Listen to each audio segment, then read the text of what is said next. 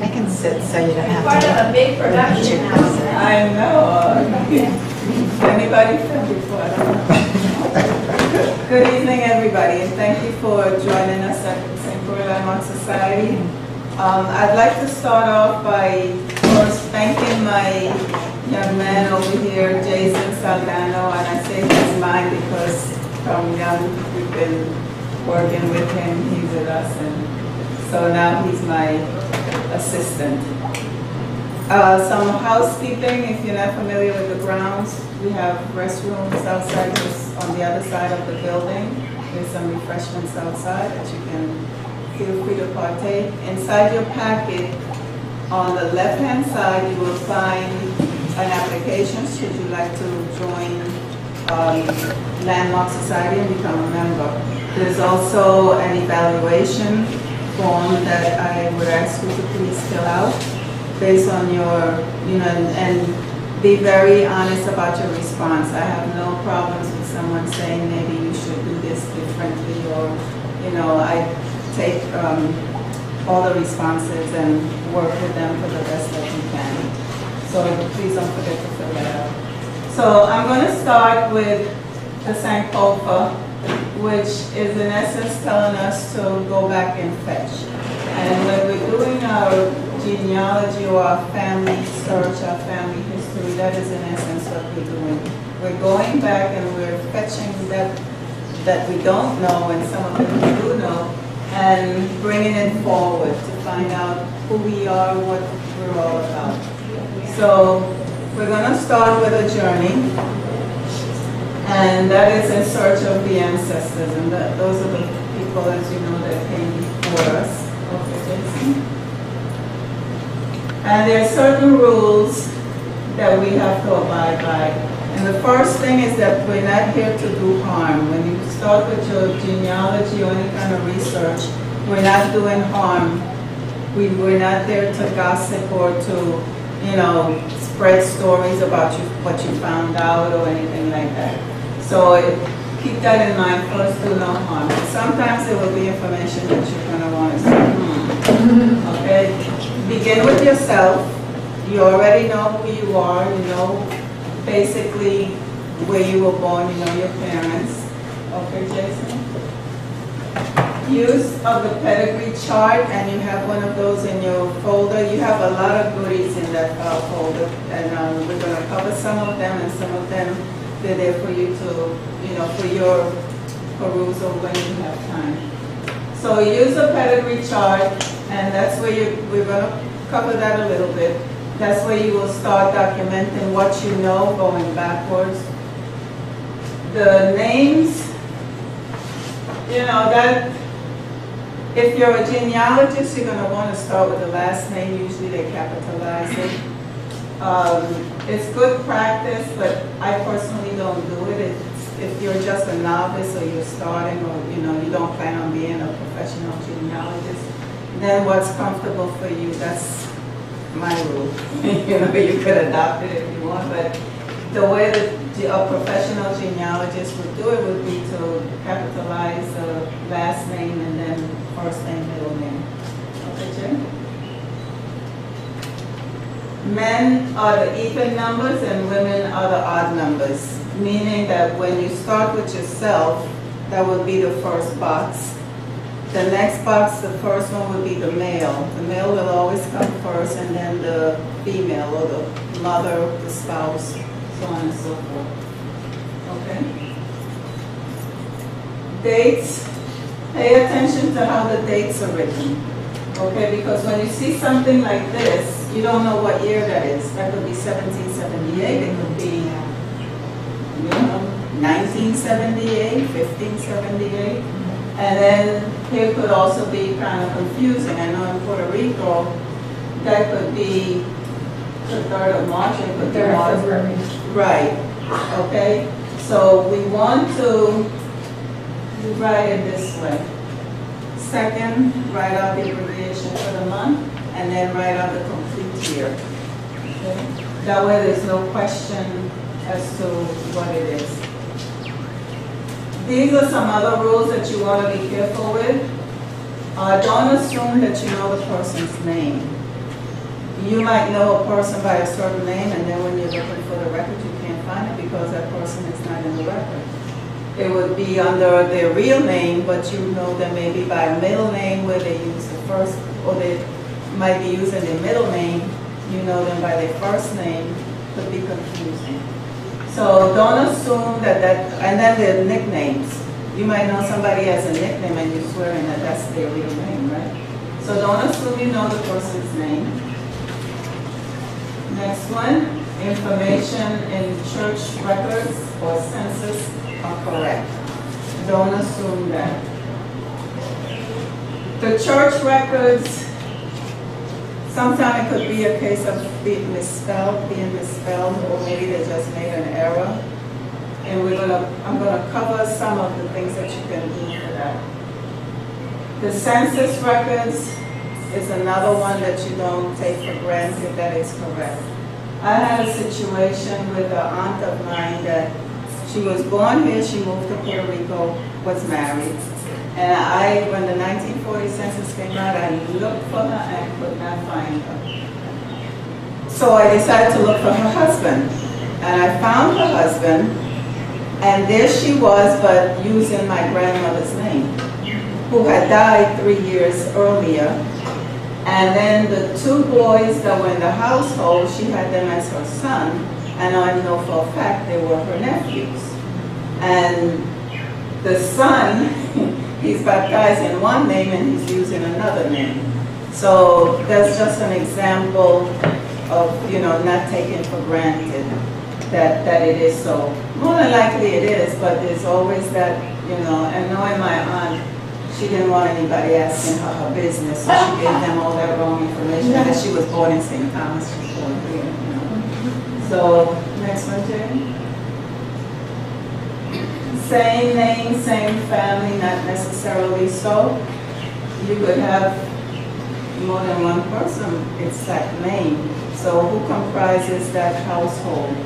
Look at the date of birth, look at who else is, the family relationship. Sometimes you find people naming their children after someone, or 2 sisters might name their daughters after their mother. You got 2 children close in age, but what household do they belong to? I came across that one too. And then they'll name them exactly the same thing. First name, middle name, last. You gotta be careful with that. Next one, Jay. Baptized in the same religion, there again, not necessarily so. The father could be in one church, the mother in another, and then where do you baptize the child? So, don't assume that it would be in the mother's church or the father's church. And then it could be that you know where both those parents were baptized, and you're going to assume that the child is baptized there, but somewhere along the line they changed religion, and in a completely different church. Okay? So don't give up. Just look at where you think it might be. If it's not there, go to every other church. I found my grandfather like that too, by the way. I just figured he was either Catholic or he was Anglican or Lutheran, because his mother was Anglican, his father was Lutheran, but he was baptized Catholic. So don't assume. Always, have options. I thought you said relationship in the census is correct. There again, you have to take it with a grain of salt. Look and see what the information is. Have backup information to correspond with what you're finding. And then we have census lists the correct religion. And there again, it could be an error. It could be that they changed religion and you find them in one census under one thing, and then, every 10 years the census changed. They could have changed religion by then. So it's not necessarily a mistake, it could just be that they changed.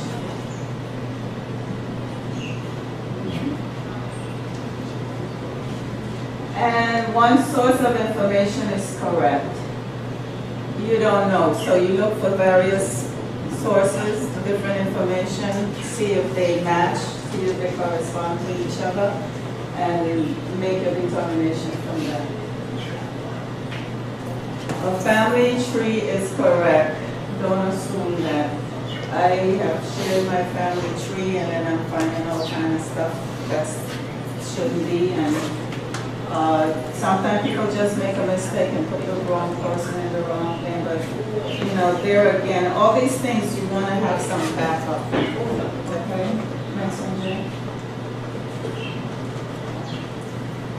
Information in the funeral booklet is correct, and we know about those booklets. They're good sources for just, you know, basic information, but sometimes you'll find a person will be listed as a niece, a son or a daughter, but not necessarily so. It could be that, say for instance, you're so close to me, I consider you a daughter. So when I die, they put you down as a daughter. You know, you call me mommy all your life, and that's what they put you down. That's just an example of what could happen. And sometimes a person may be omitted off the list of descendants of survivors. They may be, you know, inadvertently, or maybe they don't know that a person existed and then they're not noted at all.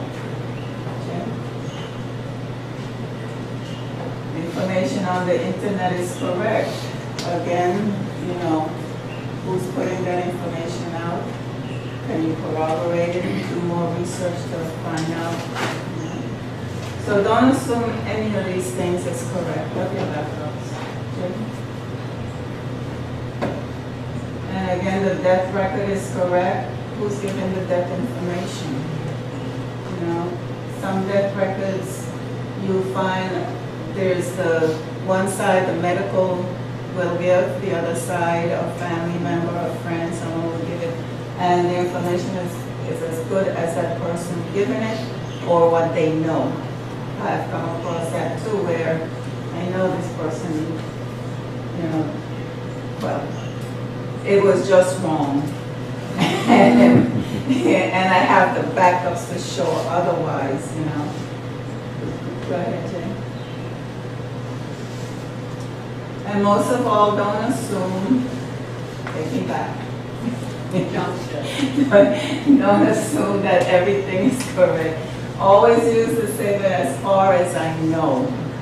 Or you could say as according to the records, according to the census record, according to baptism, whatever you find. Don't say that it's a fact that this is what it is, unless you were there and you know for a fact. Next one, Jay. Okay, so let's begin the journey by starting with our ticket, which would be whatever information you have, starting with your pedigree chart. You want to start with that. Even if you don't have a chart, you could make one up. But you start with that. That is your ticket to this journey that you're going on. The next one is you have your valise, which is whatever documents you already have, whatever information you have. You could list questions. What is it that I want to find out? What is it that I want to know? So that way, when you set out to look, you have an idea where you're going to look and what are you going to look for. You'll find other things along the way, but if you have a guideline of what you want to find out, it would make it easier to begin. Next one. Spending money, that's your time.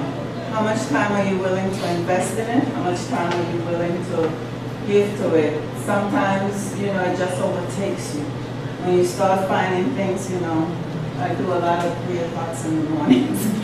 So it all depends on you. Sometimes you might just leave it alone for a while, but your investment is a lot of value. Okay? And proof standards is some of the things that I was touching on. Jay, you could roll it down. A reasonably extensive research. What is your evidence? So when you start researching, did you research as much as you could?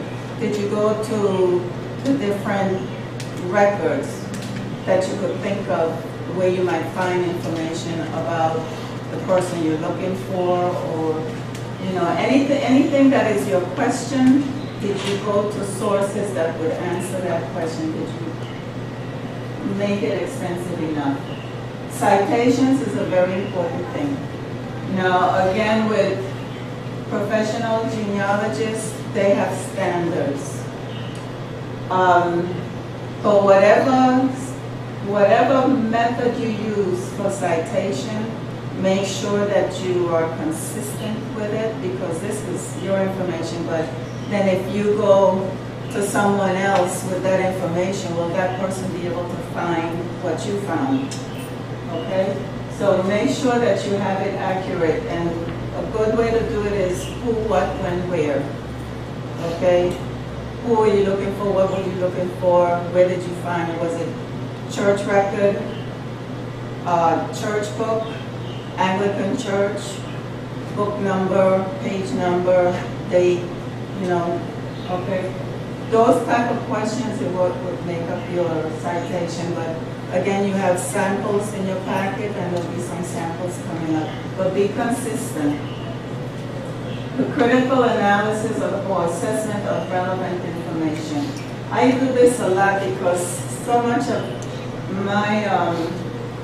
my research, there's so many names that repeat themselves, and then sometimes things just don't make sense.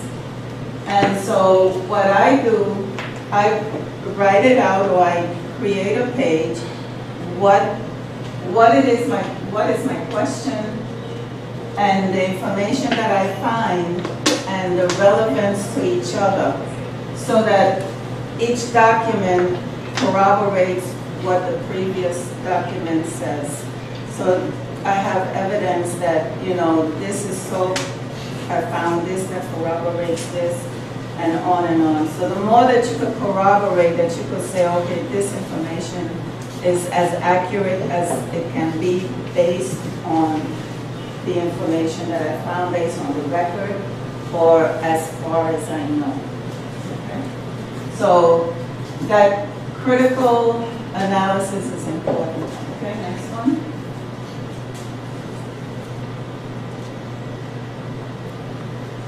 Okay, so recapping, you start with yourself. You can roll it, Jay. Use a pedigree chart with this chart, and again, you have a copy of that in your packet. Keep track of your research. Try to be organized. Sometimes it's not easy. Speak with relatives, neighbors, you know, the godparents. Speak with godparents because obviously they were the friends. And speak to neighbors, speak to anyone you can. Oral interview is useful, it's good. Use the buddy system. Like for instance, we have the Addams family here. Each one of those represent siblings of John Charles Thompson. Well, each of them did their genealogy, they did their research based on their line, so they became buddies and corroborated to come up with the initial person, the furthest that they could go back to 1810. And then we just look for the records to corroborate or to, you know, give them substance to what they found, so they're evidence of what they're lining up here. Okay? Next. Do a genealogical check. Again, see who's been looking for information that you may be looking for. Somebody else sharing that information, somebody else researching. If somebody else already have it and they share it with you, from my experience, backtrack and find it yourself. If they provide you with the citations, then you could go back to that citation and then corroborate what they said, and if you could find even more, so much the better. But my experience, I was following somebody that, you know, I was so excited. This was her name was Alita.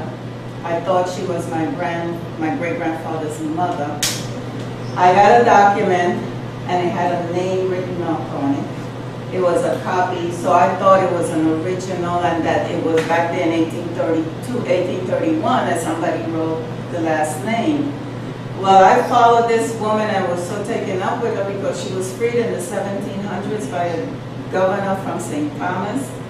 She came here, ended up marrying somebody we think is from Portugal, but he was just known as Francis the Portuguese, you know. So we figured he's, you know. But she married him, they were property owners, and then she owned 2 pieces of property in town on the other side of the cemetery. And then she owned people. Then there was, bless you, then there was a gale or hurricane. She lost some property, she needed to sell some. So she sold some of the people that she owned, but with condition that when you buy them, you got to set them free. Now we're talking about in the early 1800s, is a woman of color that's doing this. So she's a, you know, she's a businesswoman. And I was taken up with her and, you know, and then I found a document where I wanted to research the property. Well, how did she dispose of the property? Went to the Lieutenant Governor's office, another good source to go to when you're looking for property. And everything else in that book seemed to have been in Danish, but this one page with this lady was in English, beautiful handwriting, a perfect genealogy. She couldn't read or write, but she had an accent, somebody witnessed it. And then I see Alita's in there, but she's Frederick, married somebody in Frederick. So I said, but this doesn't make any sense. So there again, you know, the critical thinking and analysis came in. Find out it was the wrong person. So the person that gave me the information with the name, I called and I said, where did you get this name from? And he said, oh, I just assumed that that was the same person. And so I had to say no, and then I gave him the information that I found that was wrong. But I didn't do away with that record. I have a binder with that record, and I said, well, somebody's going to claim this one then. If not, then we could do a real nice thing on women using her information. Found out it was Ronnie Phillips' family that, you know, and I gladly, I had a big spreadsheet, I laminated it, and I sent it off to Ronnie. I was so glad it was her because Ronnie is the type of person that always shared. And her information is good because I backtrack a whole lot of stuff on them. It was on the money. So anyway, next one, Jane. Write down your source documents again so you could be able to follow. And you have one more. Oh. Okay, and have fun with this whole thing. And you have the different places that you can look for source information and what have you. Next one, Jim. So here's the pedigree chart. You write your name first, your father, the male goes first, then the mother. And then here you have, that would be your grandfather, your grandmother, which would be your father's parents. And then down here will be your mother's parents, and the same thing will move over here. This will be based your grandparents, your grandmother's parents, great-grandmother's parents, and then up there will be for the father's side. Okay? So then another sample of it is this way. Okay? So that's pretty much how we do that, the ancestral chart. And you do that, there's also the family, the group, family group sheet, which is also in your packet, that you can list your mother and father, right, that's it, and then all the children. And there, if you go online, there's different styles of doing it, so whatever is comfortable for you. And I like to use the one with a lot of children because back then, you know, there was usually 10, 12 children. My grandfather had 16. And next one, Jay. So here are some of the places that you can find information. Could be practically at hand or in your home, your parents' home. If somebody is deceased and, you know, they have all these papers try not to let anything get disposed of before you can go through them, because you never know what you'll find. But these are just some of the samples. You have more in your packet. Okay? And newspapers. Newspapers is a good source, and Denmark is going to be releasing all of the Virgin Islands newspapers that will be available online at no cost. So that will be a good resource also, because the newspapers will also tell you who's traveling, when they're traveling, where they're going, when they're coming, some event that will happen. Next one, please. And the recommended websites, there's quite a few websites. These are the three that I use the most. Visha is the one that's set up back there, and Ms. Dow or Jerry Dowd, I'm not sure who will show you how to maneuver that. Family Search is a free website, and Jay, when we finish here, Jay is going to take us through this, and I'll show you how to use it. Ancestry, they have Family Tree Maker, but they no longer want to serve as Family Tree Maker. So they have a new entity that is going to be doing that, and right now the name escapes me, but I'll tell you when it's finished. I have it on my cell phone. But anyway, I haven't tried it because I'm not one to jump on new things. I think I have till January to decide. So these are the three. Next, Jay. But there are more, but you can, do your search on them. So again, recapping your citation, these are samples. So you know like for the church, you know the church record, where is the church, the book, which book it is, and the year. Sometimes the book would be numbered. Sometimes it could be a film, a microfilm, and then you want to make sure you capture the film number, the screen number. You could say film number 20 of 600. So that way, if you have to go back there, you don't have to go roll into the whole thing, you can go right to it. So these are samples of the citation. And again, you have those in the package. And I think there'll be others too that are in there. The Translate, Google Translate is a good thing. Sometimes you can even, Google has an app that you can take a picture of a foreign word and it translates it. And if the word is long, it gives you a little box where you could fit it in. And when you take a picture of it, it translates. Okay? Sometimes you can even translate a whole page document. I don't use Internet Explorer too much. I haven't used it in a while, so I can't speak on what they have. But I know with Google, you can translate a whole page. St. Croix landmarks, we also have translations that you come across a lot, and you have that in your packet. You have the street names, and you also have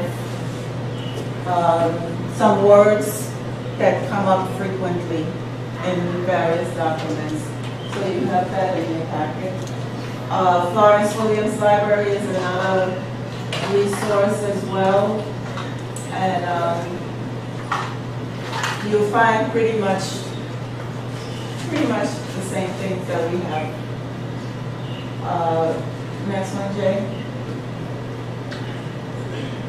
Photos. A lot of times we have photographs and we don't have a clue who these people are. Especially when you find the older ones, like the one over there. There's nothing written on the back. If somebody can't tell you who they are, then you end up disposing pictures that maybe somebody might appreciate having.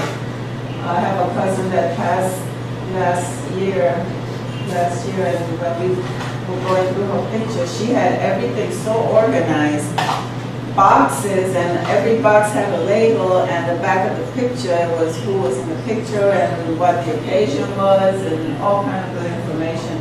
So the siblings were able to distribute pictures to, you know, the people who might appreciate them.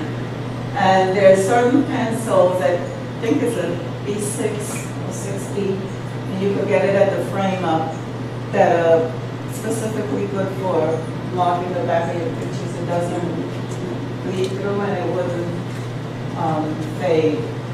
So pictures is another good source. You know, you want to put a face to the person.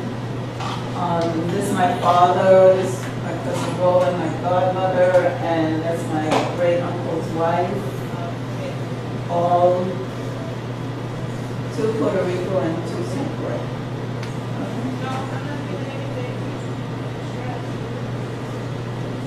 And so this is the end of it. The bend in the road is not the end unless you fail to make a turn. So if you get to a brick wall, I mean, it's just a brick wall. Find a chisel, find a hammer, something, you know, and the people around you, maybe those chisels and hammers to help you to get through.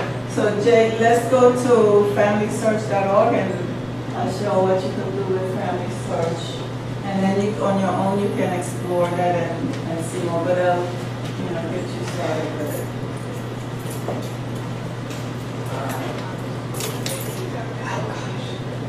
Is there Wi-Fi in there? Yes. There's a password. What's the password? I don't remember. Getting started 101 is the password to get to the Wi-Fi. I'm trying to, but, okay. You go to, yeah. I got it, yeah. Okay. So just make it through. Okay. So this is what familysearch.org looks like.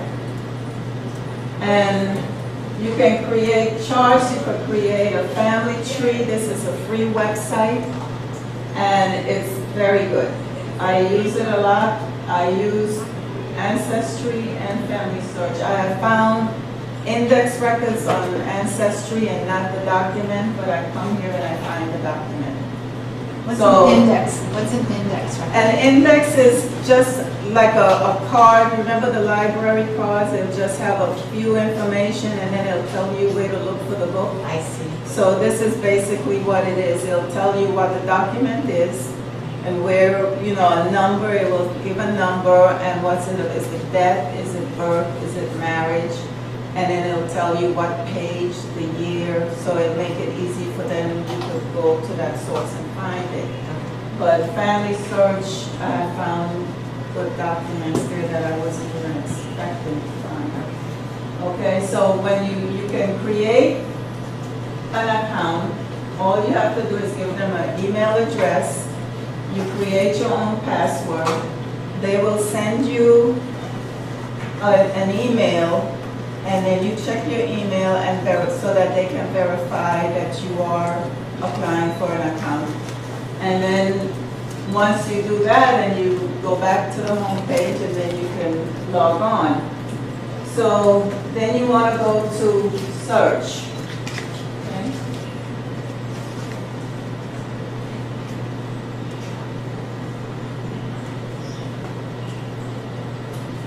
Now when you go to search, Jay, I'm not signed in. Just sign, yeah.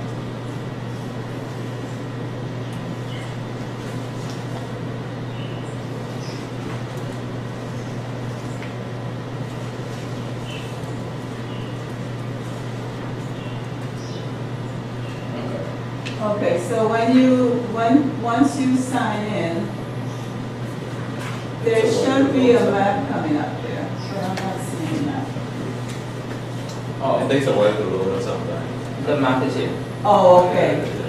Okay, so if you put in a name in your search, it could search all of that. But you want to narrow it. So if you go into this area here, you put your cursor on it, it highlights it, and that's the area we'll go. And go back up, Jay, and go down slow because there's someone that was asking about the different islands. So you see you can search throughout all those islands. And depending on what you're looking for, the year, so on, but it's available to search. Okay? So then, say you want to go down to Puerto Rico. Puerto Rico has some good stuff too. So the Virgin Islands, you could click there. And it just shows you the amount of collections they have, the years that they cover, and they update it periodically, so it keeps moving. So then you can fill in whatever information you want to fill in, what you want to find out, and then it will give you a variation. If they don't have anything, they'll say no record available. So then you just have to play with what you fill in. Maybe fill in more, maybe fill in less. You could give a span of time between this year and that year. And then if a record comes up, you'll see a camera, and then you'll see something that looks like a little paper. If it's just the little paper, then that's an index. That's all you'll see. If it's the camera, you click on the camera and you see a document. So you could get either the index or the actual document. You could get both. Okay? And then again, see you could create a family tree. You could write your memories. You know. You can also help them index. You can help them to do the data entry, but it's on a volunteer basis. They give you the documents for you to work with, and you know, they tell you thank you for helping to do this. That's all for the church book. For the church. Oh yes, and then the church book. If you scroll, Jay, down to the bottom as you did before. Okay. See where it says Virgin Islands Church Records? You can click on that. Now the only church record that I found on this is the Anglican Church. And kind of hard to see sideways. Click on the browse. Yeah, if you want to learn more, you click on the learn more, but for now let's look at the browse. And then you have the choice of St. Croix or St. Thomas. And so we're going to click on St. Croix. And there again, either one, and click on Christians there. Okay, and there you have the St. John Anglican Church. Click on that. And you have your options of what you want to look at, the year span for each. You got baptism, death, marriage, confirmation. You know. So if it's within that span, and the only thing with this is that if you know the exact date of what you're looking for and you want to see the record, then you could find the year that it would fall into and then go directly to that page. But if not, then you have to go page by page till you find that name. And that's not a bad thing either, because sometimes you find stuff you're not looking for, but you know, stuff that you can use. Okay? Any question on this? Good? Okay. Let's go to Ancestry.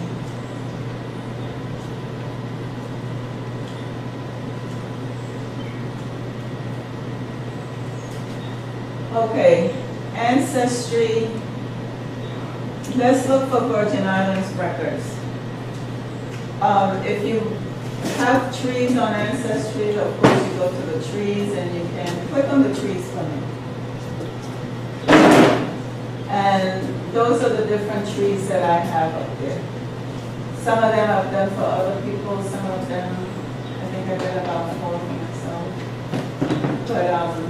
But all my trees are private. I can give you access to seeing them, but I make my trees private because if anybody takes something from my tree, then I get leaves that end up being my information that I put on the tree. So I get all these leaves, and it's hard to control what's new and what's new. So I keep them private, and if you make a tree public, people won't be able to see those who are still alive. That information is blocked. But if a person is deceased, then your public tree is public. So your trees are based on the first person, or You could make the first person anybody. I see. You know, it's your choice who you want. Like the Jarvis Roebuck for 1721, that's a separate tree because that's a line I'm following that's from England. And I am almost certain that he belongs in the main Roebuck tree, the one that says Roebuck family of the Virgin Islands. But I didn't want to put him in because I'm not sure yet. So what I'm doing is the information that I'm finding, I'm putting it in that tree. In the one for 1721, I'm creating a tree based on information I'm finding about this gentleman. But it is very compelling that they're the same people. I just need to find somebody coming here or somebody leaving. But I am pretty sure because I found two wills, one for the 1721 and one for the first Roebuck that I found here that was born in 1752, 1754. And I believe the one that's here is the son of the one that's at the top. Because in his will he mentioned his son who has died and has two children. And he died and has two children. And the names are the same. You know, Peter and Jarvis, they're all the same. So it's very compelling, but I don't want to integrate them because until I am 100% sure, I don't want to do that. So you can have as many trees as you want to put up there, you know, or you can take a main tree and then branch it off into a tree of its own, you know. So you can do a lot of stuff here. So let's go to the search. And we're going to go into card catalog. And with the card catalog, where it says title, wherever up to title, any place you want to search, you put in, if you want New York, you type in New York, you're going to get everything on New York that they have. They want Chicago, the same thing. So put St. Croix, and it doesn't have to be capitalized, it doesn't have to be lowercase, you don't need a period, you know, just type St. Croix across. Okay, and then you do search.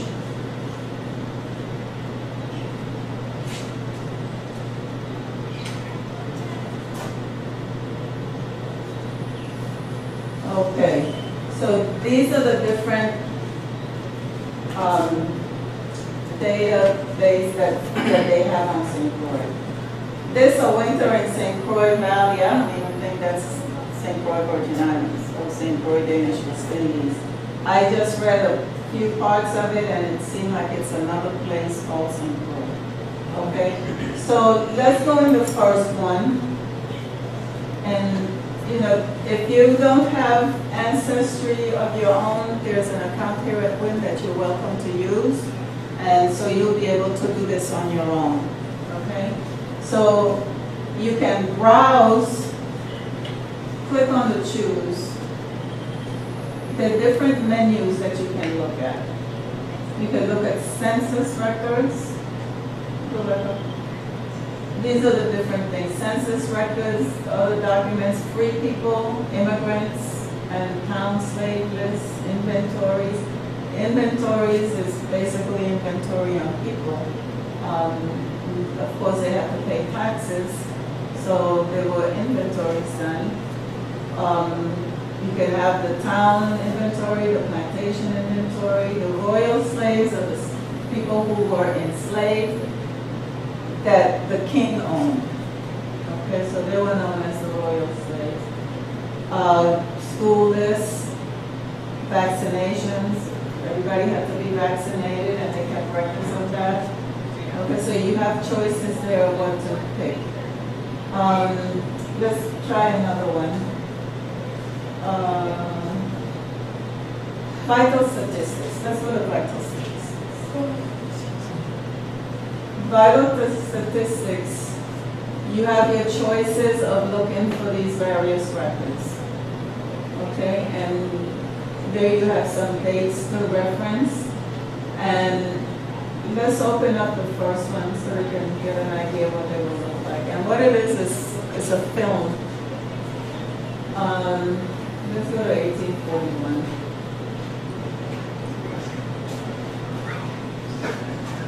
And all of them is basically that with this film.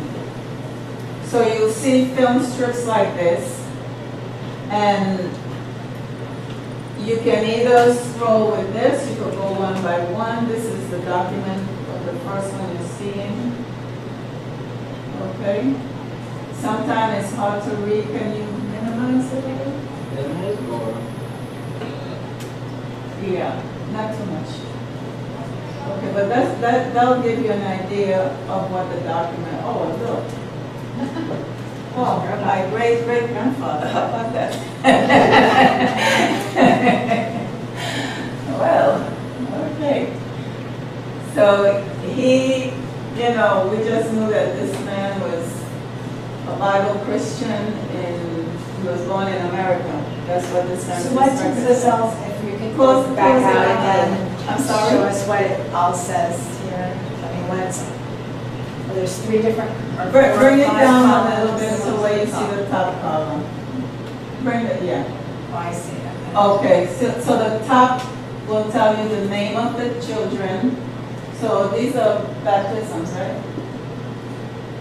It'll give you the name of the children, the name of the parent, Yeah, it's not. the name of the godparents, and usually the rector whoever baptized the child. Okay? It's in baptism right here, right? Yeah, date of baptism. Yeah. So there he was, and I don't know what happened to Franklin. I can't find Franklin anymore. So he probably died. 'Cause I can't find him in anything. But anyway, and his name is Jarvis Hugh Goins Roebuck. And how many people name that, right? So every Jarvis Hugh Goins that I find is him. But anyway, and then we know I'm familiar with Julia, and he's the one that yesterday when we did the libation, I said, I'll go him and get to. You know, but he ended up freeing them, and I have his will. He ended up leaving, you know, his possessions to his children. He spelled it out, and some of them went to England. One of them even became a British subject, and so I'm following all of that, you know. But anyway, this is what these documents will look like. Some of them are not that easy to read, but some of them are. Okay? So that's basically what we have with Ancestry, so you can kind of play around with it. Let's go to Vision and then we'll show that.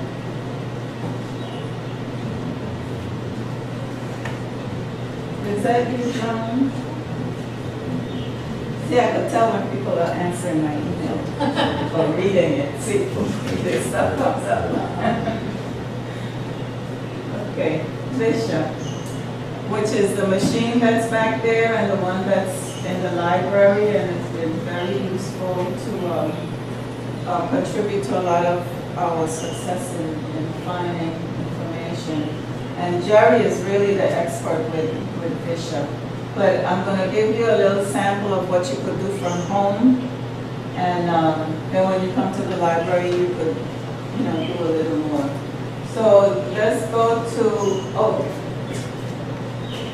when you go to this online, is bishoproots.org.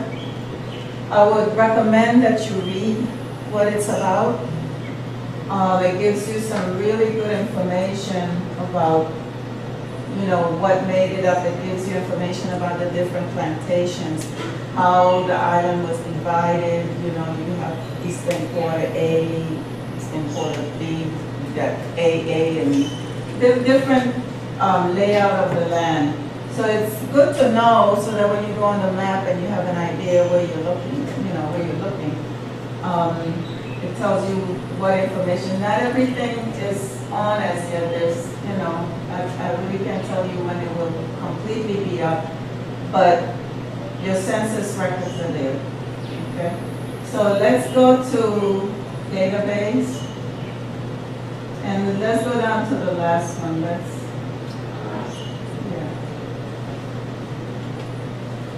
Okay, so those will be census records, and I have to be honest and tell you that this gave me the blues.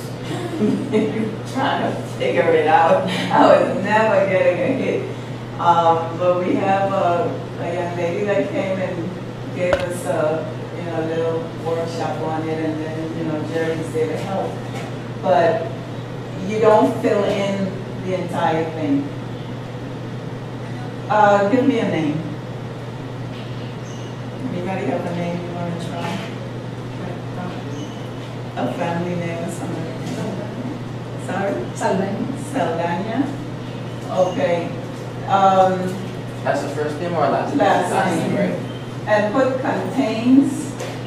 If you do contains, you'll get a better chance of getting a hit. Is there an accent over it? Oh, No, go down to, all the way down to enter. For search, I'm sorry. You don't know what year he came here. Okay. Mm-hmm. All right, That do only you have was a year? 11. Was it after? Okay.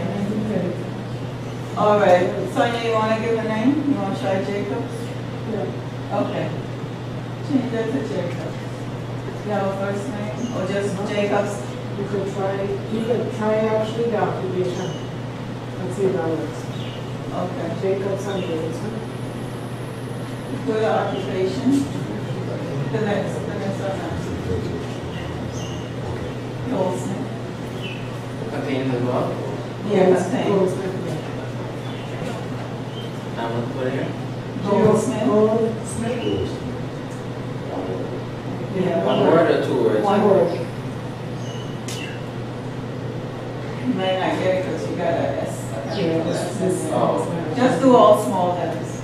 All? Yeah, do all small. Okay, search. And that should bring up all the goldsmiths at that time. Okay, see? So if you want to know how many goldsmiths were on the island, and then, can you minimize it a little bit, please, Jay? From 1850 all the way up to 19. Yeah. And if you go to the bottom of the page, all the way down to the bottom, and see, it'll tell this is only 50 out of 64. So there were 64 goldsmiths between that time period that you were searching for. Okay? If you want to look for carpenter or anything, the same thing if you're looking for a specific address and you type in the address, you will get, for that year, and then you'll see all who lived in those places. Can Jay go to the next page? Yeah, go to the next page.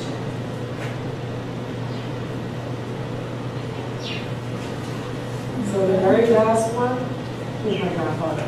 Milton? But if we had looked for him by Jacobs, see the year mistaken. Oh, there's no S. So he wouldn't have shown up. Yeah. Well, that's why I like to use contains. Right. Because it's, if you put exactly, it's not going to come up. Yeah. Yeah. And there's now a book, we just got it for the store this summer. There's a book out about the goldsmiths who were here up until 1917. So James Clendenin was on the previous page, George Berland, they're all in this book. Okay. Well, there's a PH to land right there, number 57. So they all have at least a page. And then the numbers that you see here in blue, click on it so you could have an idea of what it looks like. This, on just that one person, it doesn't say about his household, who else is in the household. But this is the information you'll find in that census record on that person. So it gives you his name, his age, the church. So if you didn't know when he was born, now you have a church that you can look for. Okay, he wasn't married at the time. You see where he was living. Trying to say that's Colombia. On the 16th Strand Street is Colombia. That's it, I just said. Okay, so let's go back and then, oh no, don't go back yet. This number, ending in the 87, there's a file folder on the, I think it's 2 computers in the library. It's on the desktop, and it says census records, if my memory is right. Image, census image. And when you click on that file folder and you look for that year, then you look for the image number, and it will open up that census. And then you'll be able to see who else is in that household. And you know he's on line household number 4. So when the census taker go around, they have to list the number, you know, what number house they visited. So that was the 4th house that census taker went to. And so you can go to that census record and, you know, just look there. But I will also encourage you not to just look at that census, at that person, look above, below, because you might find other family members living in that same street, on that same street. Another thing, if you look at the top of a census image and you see somebody listed as a wife, then hit the back button to go to the previous image, because the head of household is on that other page. Okay, so if they reach to the bottom of the page and the head of household is there, then you want to go to the next page to see if he had a wife and children. And even if the family seems to be complete, still go to the next page, because there may be another member or a grandchild or somebody that's living with them. So a household will contain, when you go from a head to another head, those people there in the middle, that comprises that household, okay? And in a case like this one, Mary, I believe that was a big yard. So like in a property where there's more than one family living on the same property, there could be different households. There may be different households. So they're all going to be 16 Strand Street, but this is household number 4. So there were at least 3 other households on that property. And again, they can be related to each other. Right. And the replica that you see, the wall here, that's the replica of a long row. And you see how you have the different doors? Well, there's different families living in that space. Mine is the one in the middle. So if different families, it could be this, you know, members of, you know, your cousin or somebody, but, you know, pay attention to that, who's in that immediate neighborhood that might also pertain to, you know, somebody that you might not even be looking for, but there they are that you come across them. Okay? And with the baptismal records, look to see who's the godparents. Because a lot of times there you also find family members who are baptizing the children, or you get to know who they associated with, you know, who were their friends. And sometimes it's consistent. Sometimes you find them over and over with the same godparents. Okay. Let's go back to anybody want to look for somebody else? See what you find?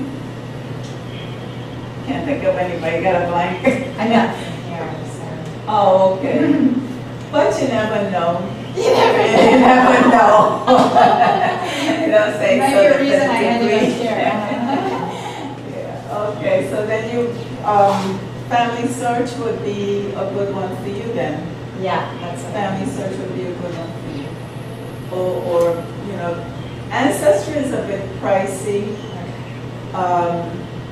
And I'm grandfathered into the original price because I've been with them for so long. So I started to change it, but when I asked what would be my benefit, they told me, well, actually, you're better off staying with what you have because the price was even one I had with World, because I was thinking on reducing it to just U.S. And I'm glad what you told me, I'm grandfathered. I said, okay, leave it alone, and I'm glad I did because now I've got some Germans I'm looking at, you know, on my mother's side. So, but with Family Search there again, I found that Family Search is where I found some German documents that on Ancestry I only found index. Another thing that I want to bring to your attention, if you, with some of the death records, it tells what the person died of. We have a list of the different illnesses, what they mean. And it's good to pay attention to that. Even, you know, if you find death records in New York, it's good to pay attention to what that person died of. Keep a track of it, because sometimes it might be something that's hereditary, sometimes not. Things could be environmental or, you know. But it's good to keep a track of it and know. You could take it to your doctor and say, hey, this is a list of what my family have. You know, if I'm showing symptom or something, it'll be to my advantage that the doctor know, well, maybe we should check you for this, you know. So those are good things to know. Also to clarify family information of those, like my daughter's great-grandmother, everybody thought she died of childbirth, but she died so young, I think it was 22 or 23, and so, you know, nobody really remembers her that are alive today. So when I went to New York, trying to help my daughter get across out of the, you know, the Schuster side, and I did my preliminaries before I left, you know, well, this is what I'm looking for, where do I go? You know, rather than going all over, you know, I know where they live, so why go to Long Island when they're in the Bronx? You know, so you do your preliminaries, so you know exactly where to go. If that leads you someplace else, then you go someplace else. But I found a death certificate, I found her marriage records, I found so many things.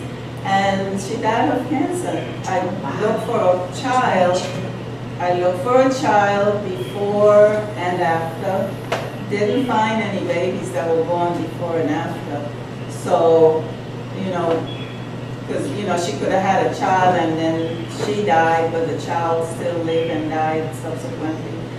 But I didn't find one. So it looks as if, again, according to the record, that she died of cancer and not of childbirth.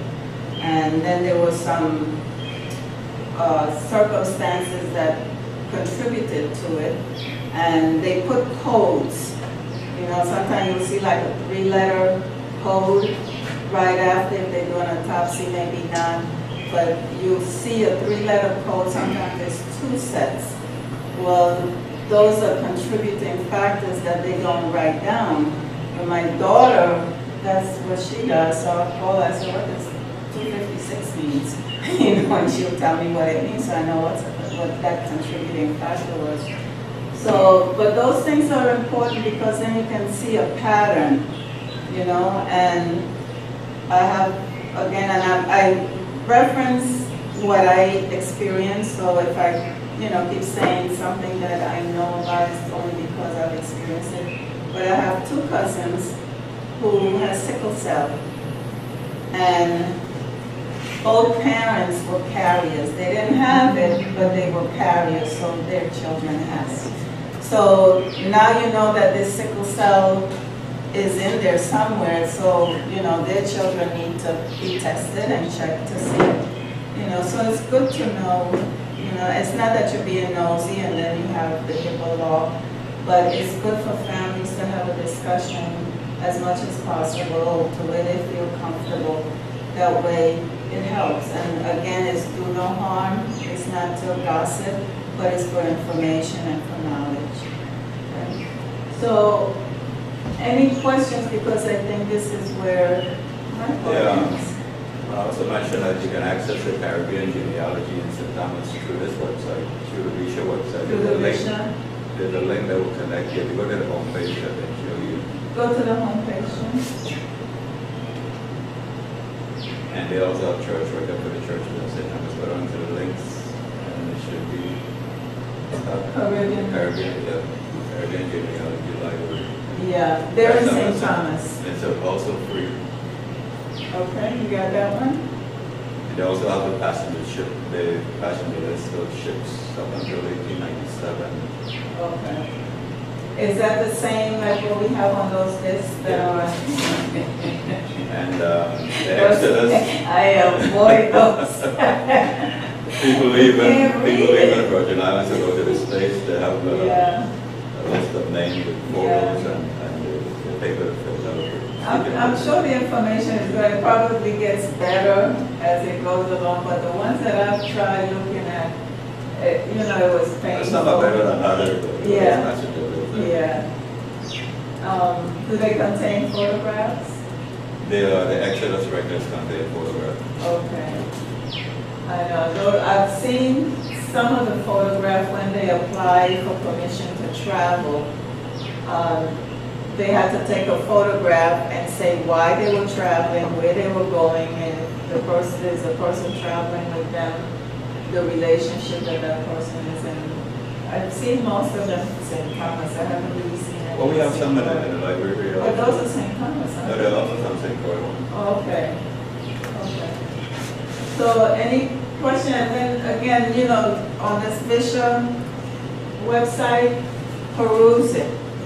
See what all it has. Don't be afraid to click on it. You could always, go backwards and or refresh it. Okay, any questions?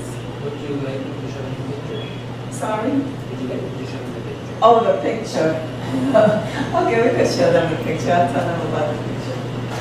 Okay, remember I was talking about brick walls, right? If you find a brick wall, don't worry about it.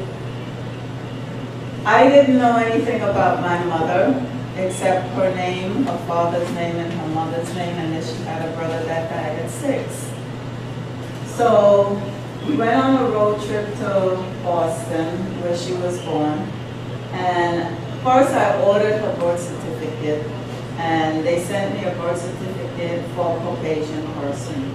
Now I know my mother was not Caucasian. I didn't even think that she was a mixed race because she looks Indian. Her father, she said, was her Native American. So I know that I had the wrong birth certificate. So then when I ordered her death certificate and I saw what her mother's name was, I said, okay, Schweiker. Okay. So that was her mother's maiden name. So now what do I do with that? I know that she was of German descent and her father was American Indian, Cherokee, she told me. I'm still working on him because it's a little difficult working with the Native Americans. But anyway, we went to Boston. First I did my, what it is I'm looking for. I checked with the archives there. There were 2 close to each other. I found out what I needed to find out, date, time, availability, things like that. So when I got there, I was pretty much, and I found index records, so I was pretty much on top of what I needed to find. So I found her birth certificate, her birth information. I also found her mother's information, but I couldn't find her brother because there were 2 with the same name, born the same year. I didn't know a date, but I narrowed it down from the census record in 1930 because he was 5.5 years old, so that kind of gave me a ballpark of how old when he was born. But anyway, my mother was married, her husband died, and the story that I was told didn't match what I was finding. So I looked for his death certificate. I found it in the records at the archives there. Got the information where everybody's buried, except for my little uncle. So I said, well, let's go look for the cemeteries. We did. First we went to my mother's husband, and he is nowhere to be found.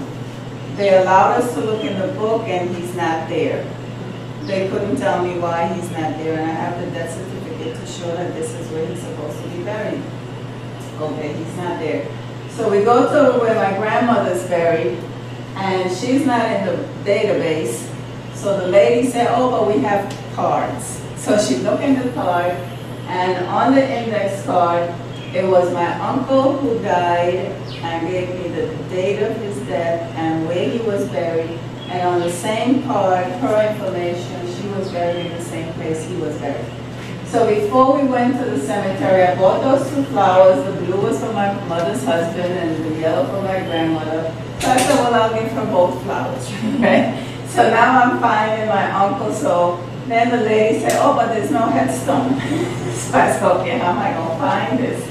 So she says, she looks at a map, and she told me, you know, the lane where they were in, you'll find these two tombstones. Look for those two tombstones, then go down the lane, and on one side you're going to see this one that said Capital, and I don't remember what was on the other side. She said, but your grandmother and your uncle is in the middle. So I went to the middle of those two and then, you know, put the flowers in there. So we're working on doing a headstone to put there for them. So that's the story with this picture. So, you know, now I've got a binder, and I brought some binders to show you what I have. The Roebucks have two. I'm working on the third binder.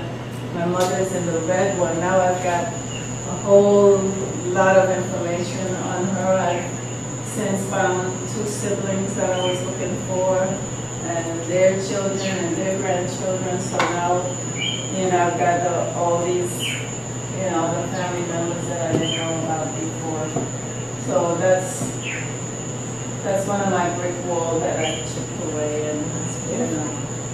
So I feel good because one of my things was that I wanted to find my siblings so that they could know what happened to their mother, you know, and she died and they didn't know because the grandfather took them away, and you know, it was just an ugly story, but I think it's ending well because now everybody knows everybody, you know. So I think this is where my part ends, and Jerry, I don't know if you want to do anything with the bishop. Is anyone interested in seeing some of the documents that are on the bishop machine? Or you're free to come to the library. You know, we're open Wednesdays through Saturday. Wednesday through Friday is 10 to 3. 12 to 3. 12 to 3. 12 to 3.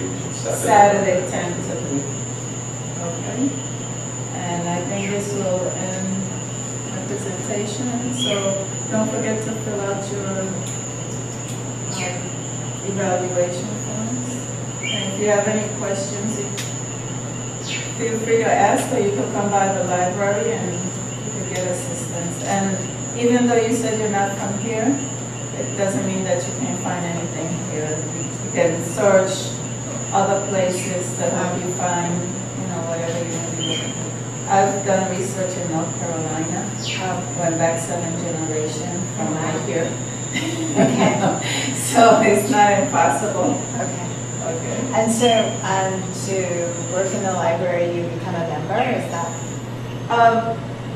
You don't have to become a member, but we encourage it. You'd be a member of Landmarks, St. Croix Landmark Society, but we always accept donations. You know, we encourage membership. We like members. Yeah, I'm sure. And there's PayPal, so it makes it easier. But donations are always welcome.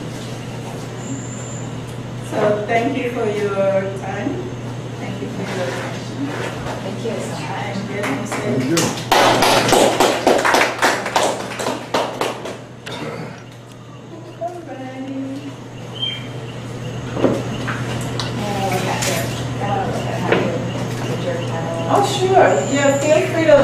books. There's several of them there.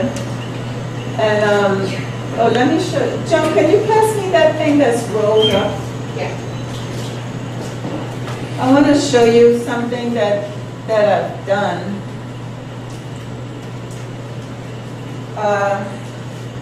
I'm a grandmother and a great-grandmother.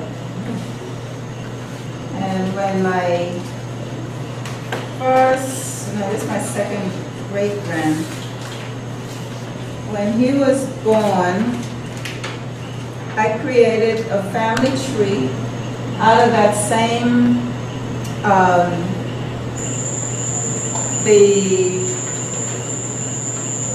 chart, the family chart, and I put in whatever information I had, and you can either make it up and down or across.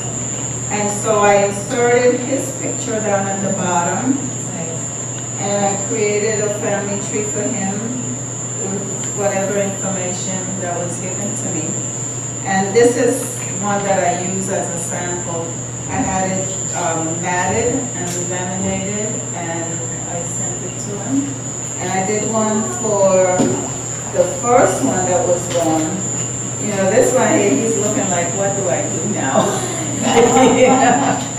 And the first one I had where he was looking like, he was born really small, he was tiny, and he was like almost hidden in a blanket. And I put a caption, I know where I'm going because my great-grandma told me where I've been. You know, and it was the same thing with his chart and who his parents, grandparents, and so on and so forth. And it makes for a nice gift, you know. You have a baby born, and it makes for a nice gift to give. You could do it for a wedding too, you know. So it's just a little sample of things that you can do, and all of this is through the charts. So have fun with it. Have fun with it. This one is the same thing, it's just a black and white copy.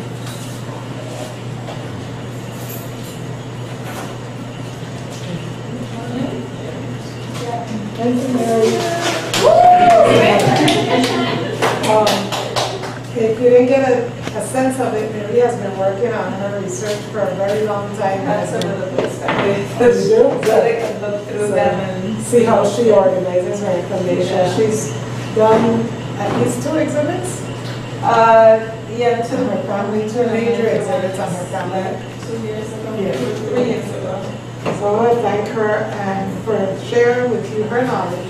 And I want to encourage all of us, if you can pull someone younger than you in to work with you and someone a little bit older than you, then you'll pretty much have what you need. Yeah. Because the older person will remember things that you might not think of, or they might see things and see them in a different way than you would. And if you can get a younger person interested, then you have somebody to pass this on to, and you can keep working, because genealogy is never done. That's right, there's no end. There's no end. Once you no find that end. great-great-great-grandmother you were looking for, Yeah. now you're looking for her parents. There's no end. Yes. They have children being born. Exactly, There's and no going end. forward as well. So it's an ongoing. So if you can get someone older, somebody younger, and just like you said, have a good time with it. That's right. Thank you.